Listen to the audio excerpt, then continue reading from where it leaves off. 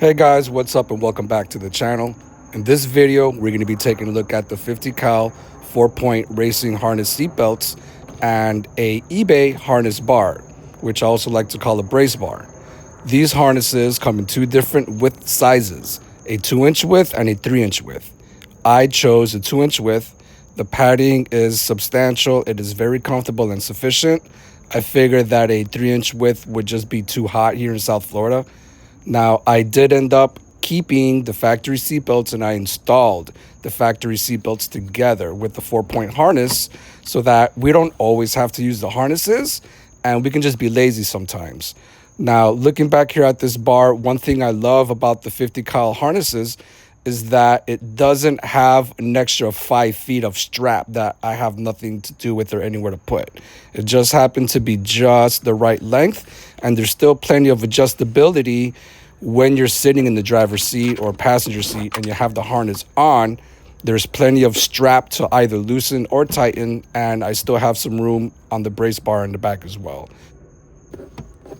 And also to not have the factory seatbelt lock from the harness together bound up on the same side with the factory one, I took them off the harnesses and I switched them around so that you can't confuse them. Back here with this $100 eBay harness bar or brace bar, it wasn't too bad to install. It doesn't fit perfect, but it fits good enough. I ended up reusing the factory hardware for the installation because the bolts and the washers that came with the harness bar wasn't the correct thread pitch and it just wasn't long enough, but the hardware was good. It's good hardware. I kept it. I'm going to be able to use it for something else. Here's a good example of how you can just still use the factory seatbelt even if the harness is still there.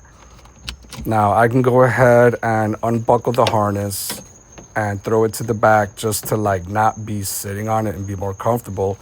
It's not the most practical because now that you have more buckles on the hardware that's bolted down to the chassis than what you have factory, it's a little bit bound up. So once it's torqued down, you don't have that swivel effect. So you're just gonna have to find an angle that works for you.